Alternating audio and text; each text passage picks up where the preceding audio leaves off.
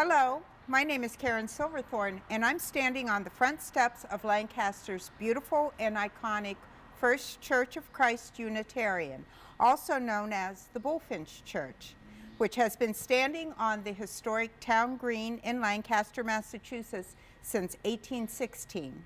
The official address is 725 Main Street in Lancaster, Massachusetts. Today we are filming the process of winding and maintaining the clock in this historic church. The filming is being done under the direction of Chris DeZekas of Sterling Lancaster Community Television, with Matt Downing as his cameraman. We will visit with John Spencer, the official town clock winder and First Church historian, and Wynn Clark, a First Church member and assistant clock winder. They will meet us up in the clock tower and belfry to talk about and explain how they operate and care for this historic timepiece.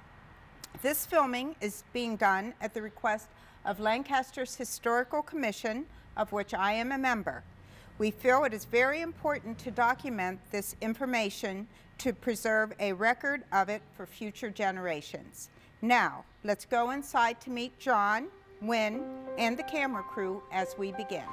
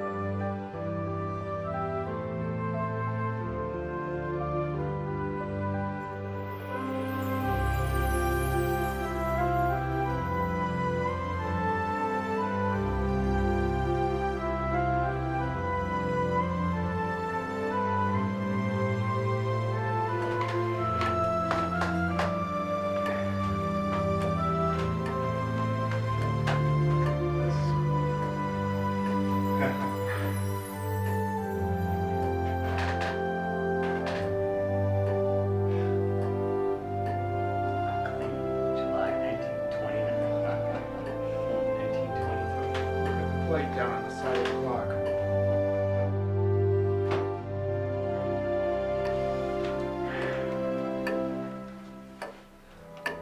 Too late.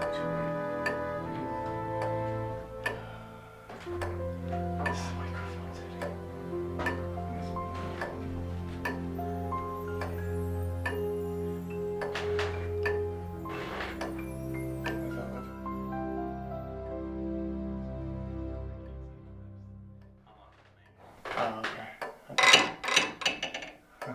It's just armed. July 6, 1894. This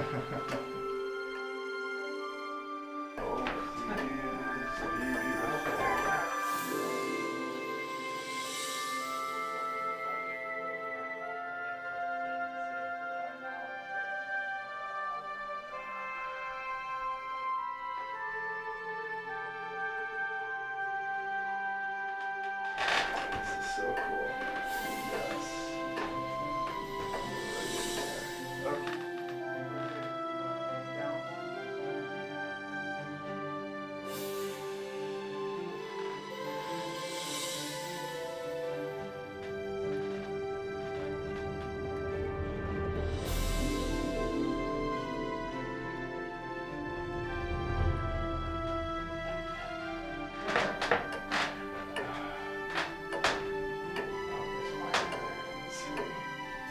This is fun.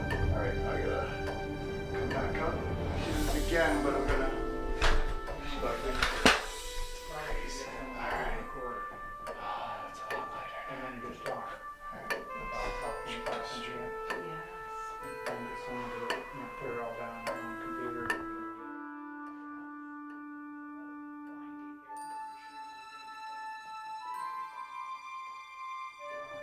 Good town. Two people talking back and forth. You remember that stuff more than when you sit down. This is cool. People kind of fill it in.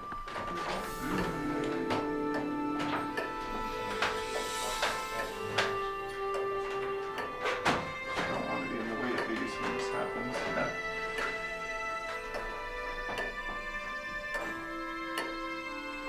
5 minutes.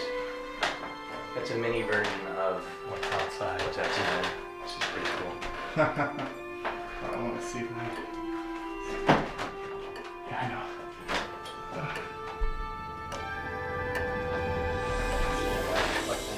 Oh, this is The color is beautiful.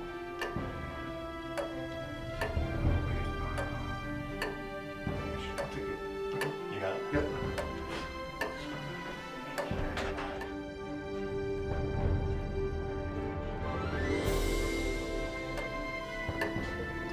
Touch.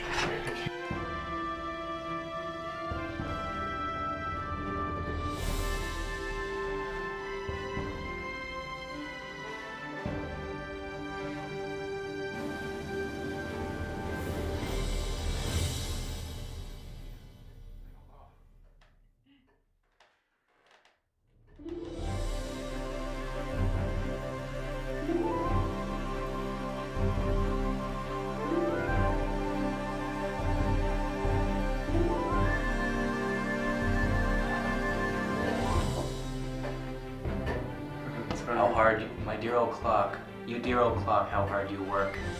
You are always so faithful, you never ever shirk.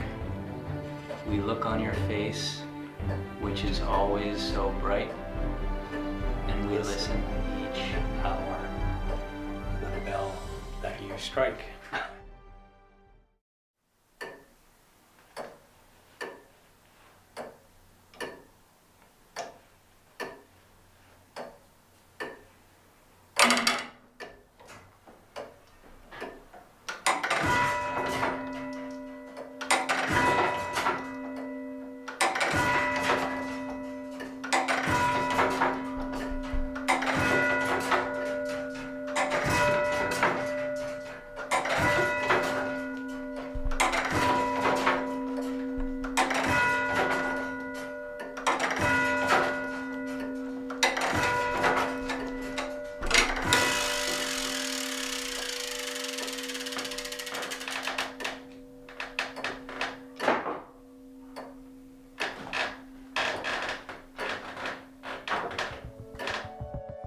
Okay, so the tools for winding are in here. There's 2 cranks, one big one, one small one. I usually just use the big one. I'll show you what the others are after.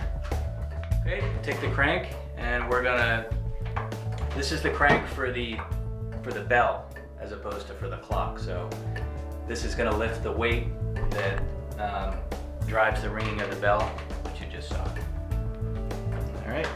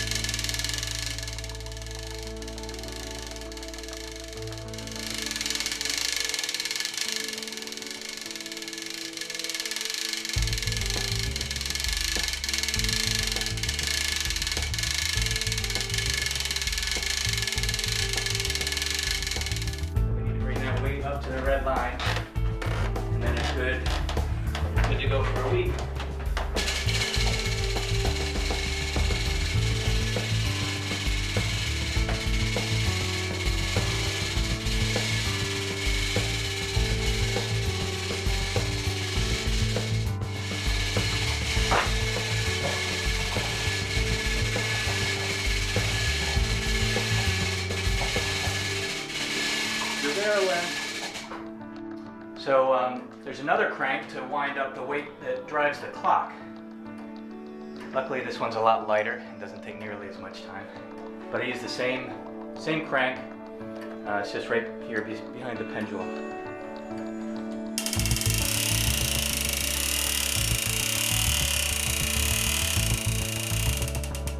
Like that until the weight out there is above the level.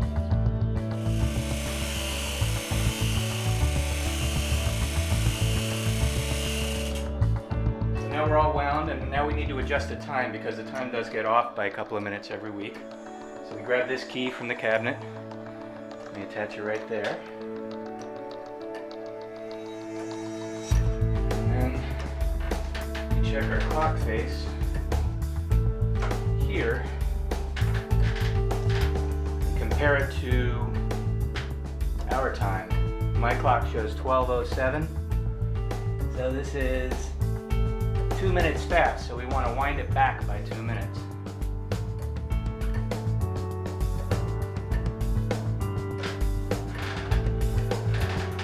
That's it. 12:07. I'm John Spencer. I'm the lead clock winder, and I'm the one that normally does the oiling.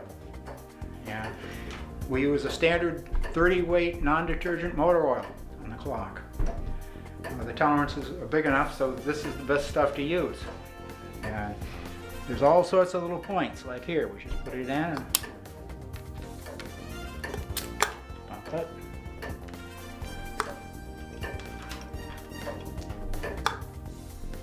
One down here. And then to keep the cables going, we put 2 passes of oil across the cable. One there.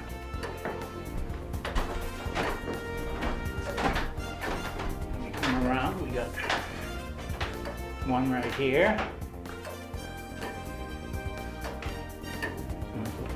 String down this gear on this cam. And these little tiny holes here. They get filled in with oil. And we do the same thing on this drum. We put 2 beads of oil around it, and a small drop on all the gears.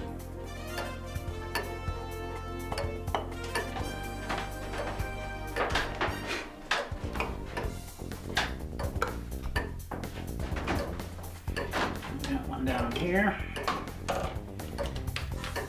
one down here.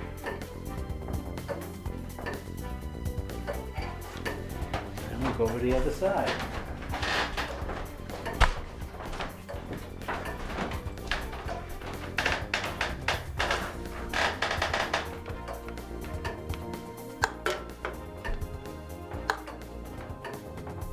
Gear, and the gear.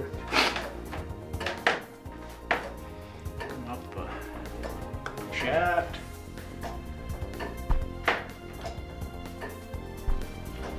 Shaft up here.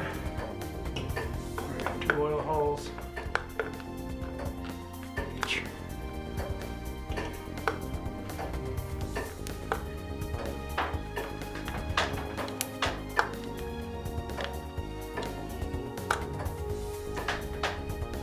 And one in the shaft down there.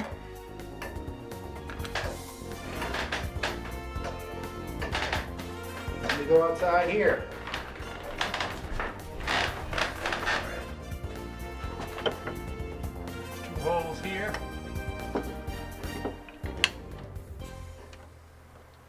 Get oil. Drop on the gears. That's it. And that happens every month. So there's no local source for There is any no of these local parts. source for these parts. Everything's custom made. Local machine shop. Yep. Up until 8 years ago, we could order parts from Seth Thomas, because they were the ones that built the clock. But they went out of business. And now, if we need plans for the clock, we have to go to the Smithsonian and ask for duplicates. Okay. But we can still get, the plans for every part in here, and we just take them to a machine shop and say, make us one of these. Okay, so you buy the spec for a part if you need it from If the we need it. Smithsonian. In most cases, you can just take the broken part, if one should break, and take it to a good machinist. He'll look at it, put it together, measure it, and make the part. You don't have to go through all that stuff. If you have any mechanical ability, Yeah, well, I You know, see that. It's you like can gee, figure it you can out. just- yeah. and try to keep plans and knowing where they are when you need them. Yeah. If you got the parts, you can find someone to make it. Without the plans, it's better. Yeah. Because in some You did a cases, job. That'd be cool to have. this clock has been running since 1895 with probably only 60 to 90 days downtime.